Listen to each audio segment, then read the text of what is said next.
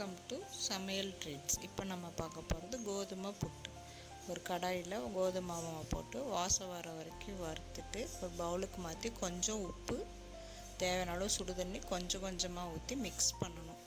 நிறைய ஊற்றிடக்கூடாது. மிக்ஸ் பண்ண மாவு பிடிச்சா நல்லா பிடிக்க வர்ற மாதிரி அளவுக்கு போடணும்.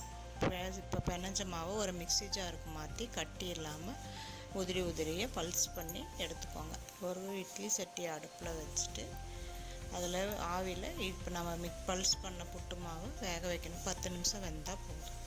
நல்லா வெந்துடும். வெந்ததுக்கு ஒரு கரண்டியில் நெய் ஊற்றி, நெய் நல்லா சூடானதையும் முந்திரி பருப்பு கொஞ்சம் ப்ரௌன் கலர் ஆனதுக்கப்புறம் கொஞ்சம் திராட்சை போட்டு வறுத்துட்டு நம்ம வேக வச்சு எடுத்து வச்சுருக்க புட்டு மாவு கலவையில் அதை முந்திரி திராட்சையும் போட்டுட்டு துருவின தேங்காய் நமக்கு தேவையான அளவு போட்டு மிக்ஸ் பண்ணிக்கணும். அப்புறம் கொஞ்சம் சர்க்கரை போட்டு நல்லா மிக்ஸ் பண்ணால் கோதுமை புட்டு ரெடி. வாங்க சாப்பிட்லாம்.